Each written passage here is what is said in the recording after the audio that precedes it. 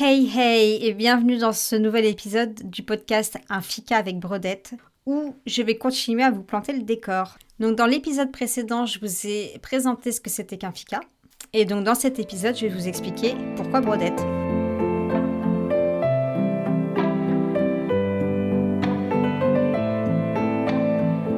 Et bien tout simplement parce que depuis l'automne 2025, je me suis découvert une passion pour la broderie. Et franchement, je m'y attendais mais vraiment pas. Parce que j'ai un petit peu testé comme ça par hasard. Enfin non, pas par hasard, mais je vais vous expliquer tout ça. Donc ça faisait déjà quelques années que l'idée me trottait en tête. Et c'était un sujet qui revenait un petit peu sur le tapis avec une amie. Mais je suis arrivée à la broderie en passant par le quilting, donc le patchwork. Et donc à l'automne 2024, vous allez noter la récurrence de l'automne puisque j'ai l'impression que j'initialise un projet créatif à chaque automne en fait ces dernières années. Bref, du coup, sur cet automne 2024, j'ai eu envie de tester le quilting. Et dans le projet dans lequel je me suis lancée, j'avais décidé d'inclure une petite touche de broderie. Donc c'est comme ça que, en faisant deux petites lignes de broderie en pointe-tige, des trucs vraiment très simples, j'ai trouvé un intérêt à m'intéresser davantage à la broderie et que j'ai découvert un univers hyper riche et vaste avec la broderie, mais je suis vraiment tombée dedans quand j'ai découvert la broderie d'or. Alors là, c'était vraiment la révélation. Je cherchais pour mon prochain projet de quilting de mettre un petit peu des éléments or. Et c'est en cherchant des idées pour le prochain projet de quilting que je suis tombée sur la broderie d'or et qu'à l'arrivée, le prochain quilt ne sera pas un quilt, mais une broderie à part entière. Donc, rien à voir avec le patchwork à l'arrivée. Ce qui fait qu'avec la broderie d'or, il y a vraiment eu quelque chose qui s'est passé, comme si ça m'avait secoué au niveau de l'âme et de l'esprit, que ça avait chaviré, que mon cœur chavirait tout court, que j'ai découvert une richesse et une minutie dans cette branche de la broderie et c'est ça qui m'a tout de suite inspirée en fait. Au-delà de pouvoir rajouter des éléments or et mettre de la matière en plus sur les broderies, que juste du fil, ça m'a beaucoup parlé. Ce qui fait qu'à l'automne 2025, j'ai mis en place un petit projet test pour voir ce que ça allait donner, pour pouvoir expérimenter et tester. Et là, la révélation broderie s'est confirmée. Enfin voilà pour le contexte de la broderie. Et tout ce qui est broderie, c'est bien fait. Ça, par contre, je vous en reparlerai dans un épisode dédié où je rentrerai un peu plus dans les détails. Pour en revenir à Brodette, donc le surnom parce que j'aime broder, mais aussi pour le deuxième sens du mot broder qui est souvent perçu comme péjoratif. Puisque lorsqu'on dit à quelqu'un arrête de broder, ben ça sous-entend en fait qu'il maîtrise pas ce qu'il dit ou qu'il fait un peu du pipeau ou qu'il enjolive les choses et qu'il c'est un beau parleur. Mais moi c'est pas dans ce sens-là, mais c'est plutôt par rapport en fait à l'étymologie pure du mot. Dans le dictionnaire historique de la langue française d'Alain Larrey. Oui, du coup, vous allez voir que j'aime beaucoup repartir à l'origine des mots, enfin, l'étymologie, dès qu'il y a des mots ou des concepts à expliquer. En fait, j'aime bien repartir à l'origine.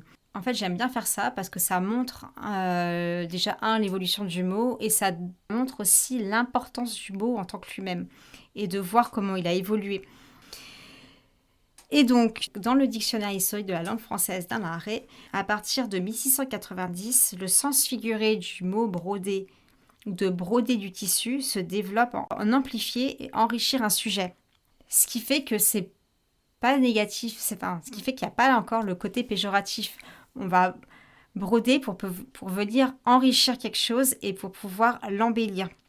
Enfin, dans l'étymologie du mot broder sur le site CNRTL, on nous dit que broder, au terme musical, c'est interpréter une œuvre musicale en l'agrémentant de variations ou fioritures pour faire briller son propre talent. Et ça, j'ai trouvé que c'était très pertinent sur le fait que l'on va broder, c'est pas forcément pour enjoliver les choses de manière à les gonfler parce que c'est des choses vides et qu'on va remplir comme on peut pour pouvoir leur donner une espèce de consistance mais qui sonnera faux puisque ça sera parce que quelque chose de vide, si vous le remplissez de quelque chose qui n'a pas de sens, ça va pas lui apporter la profondeur dont elle a besoin.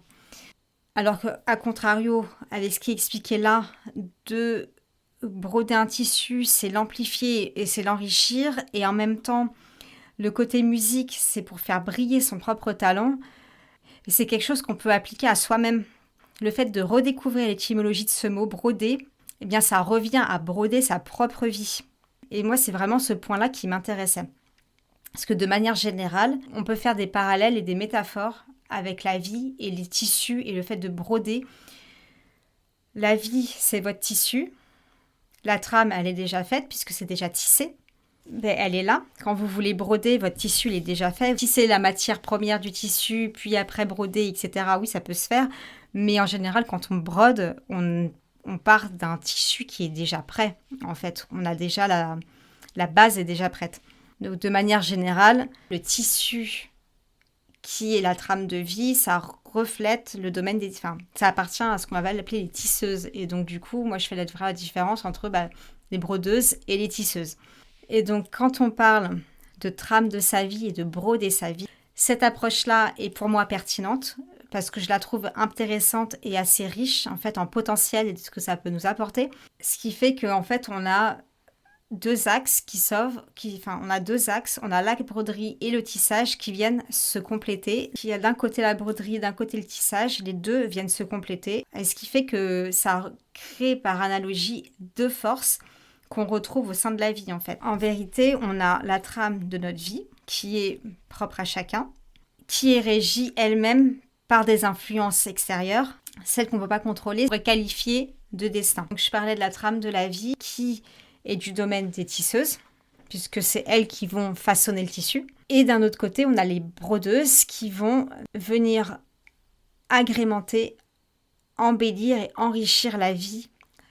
Et en fait, en gros, on va nous-mêmes enrichir notre vie, c'est-à-dire qu'on va, au fur et à mesure de notre vie, découvrir qui l'on est pour pouvoir exploiter nos qualités et faire en sorte d'avoir une vie et une qualité de vie qui nous correspondent et qui nous permettent d'évoluer et de se réaliser pleinement.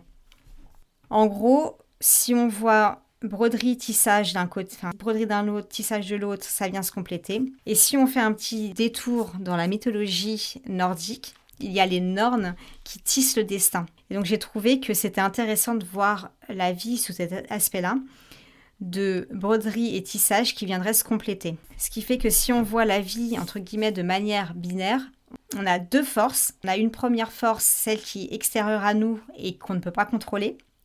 C'est le destin.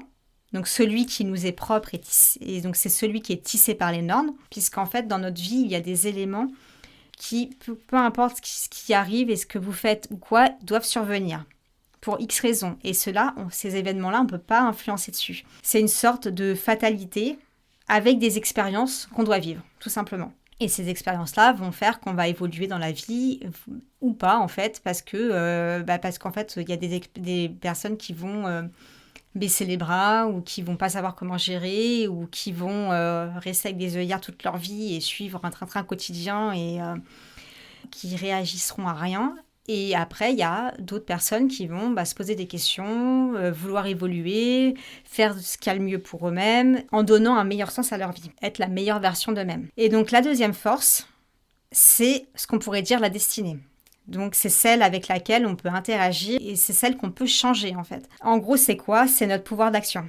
C'est notre capacité à choisir et à influencer notre propre vie. C'est ce qui pourrait se définir comme la broderie. Comme avec la broderie, ce que je vous disais tout à l'heure, c'est qu'en fait, on part toujours d'une trame. On part d'un tissu sur lequel on va ajouter des fils qui viendront se piquer à l'aiguille ou au crochet, suivant ce que vous faites comme technique. Pour résumer, donc quand vous naissez, vous avez votre trame qui est déjà constituée, mais ça, vous en ayez conscience ou pas, c'est comme ça. C'est un fait. Peu importe vos croyances, voilà, c'est acté. Puisque d'un côté, donc, vous avez le destin qui est figé, avec certains événements de la vie qui doivent arriver et que vous ne pouvez pas éviter. Mais d'un autre côté, vous avez votre destinée où tout reste à faire. En gros, cette destinée, c'est votre manière d'évoluer dans la vie. C'est comment vous allez broder votre histoire. Est-ce que vous allez agir ? Est-ce que vous allez subir ? En gros, c'est une action, un choix égale une broderie. Puisque vous allez broder un joli motif, un ornement.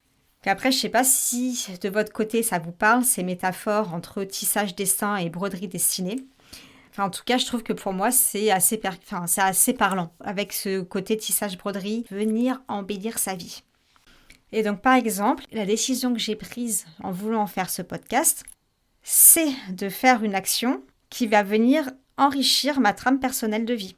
Parce qu'en fait, ce podcast va être une broderie qui va venir orner, embellir ma trame de vie personnelle, et puisque je vais pouvoir développer des capacités que jusqu'à maintenant je n'avais pas forcément ou que j'exploitais pas à travers ce moyen de communication. Pour résumer jusqu'à maintenant, le pourquoi brodette, c'est broder et que j'aime ça. Et c'est aussi pour tout ce que ça peut représenter au niveau de comment on peut percevoir sa vie et comment on va agir et interagir dans sa vie.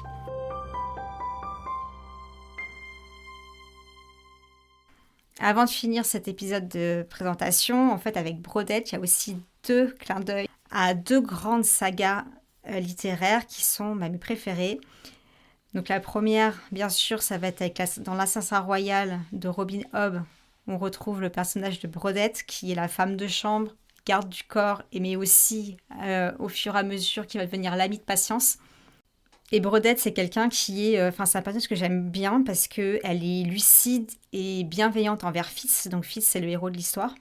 Et bon, Brodette, parce qu'elle est souvent représentée avec ses travaux d'aiguille. Et ce qui est intéressant chez Robin Hobb, en tout cas dans l'Assassin Royal, c'est que la plupart des personnages vont avoir le prénom qui va refléter une qualité chez eux, en fait. Donc on va avoir Brodette, puisqu'elle est souvent représentée avec ses travaux d'aiguille. Elle a été initiée à l'épée auprès du maître d'armes. Et donc, moi, ça me fait toujours penser à Arya Stark dans Game of Thrones, où dès le début, petite, elle est initiée à l'épée, et donc avec sa toute petite épée qu'elle appelle aiguille. Et à chaque fois, ça me fait penser à ça. Donc sa lucidité, sa bienveillance et le fait qu'elle soit représentée avec des travaux d'aiguille montrent aussi qu'on ne peut pas réduire et mettre des personnes dans des cases. C'est pas parce qu'en fait, au final... elle paye pas de mine avec sa petite broderie et ses travaux d'aiguille, qu'elle n'ait pas d'autres capacités à sa botte. Ça montre aussi qu'elle est quand même pleine de ressources et que au fil des années, elle a évolué et que son rôle est essentiel auprès de Patience, puisqu'elle va devenir son garde du corps en plus d'être sa garde de chambre et qu'elle va être aussi d'une aide bienveillante pour Fitz. Et la deuxième saga littéraire, c'est bien sûr Harry Potter, et tout particulièrement le tome 6 de Harry Potter et le prince de Sang-Mêlé, donc de J.K. Rowling qu'on ne présente plus, où il est question à un moment donné de la boutique Tissard et Brodette, donc c'est juste mentionné dans un très court passage. Eh bien les amis, voilà pour le sens du mot broder, au-delà d'un surnom pour décrire ma nouvelle passion, et pour l'aspect aussi philosophique de ce que ça peut amener comme réflexion sur notre évolution dans la vie et pour les petits côtés clin d'œil littéraire. Et donc c'est avec plaisir que je vous retrouve la semaine prochaine pour un épisode spécial printemps, puisqu'il sortira le jour de l'équinoxe du printemps et marquera officiellement le lancement de cette saison 1 du podcast Un Fika avec Brodette. Et donc au programme de cet épisode, on parlera de temps, d'éveil et de renouveau. Sur ce, je vous remercie d'avoir écouté cet épisode jusqu'au bout. Je vous invite à vous abonner. N'hésitez pas à partager cet épisode et à laisser un avis accompagné de 5 étoiles sur Apple Podcasts si vous souhaitez soutenir le podcast. Et pour ceux qui écoutent le podcast sur ma chaîne YouTube, laissez en commentaire « Broder, c'est la vie ». Et en attendant, portez-vous bien et profitez d'une pause pour créer.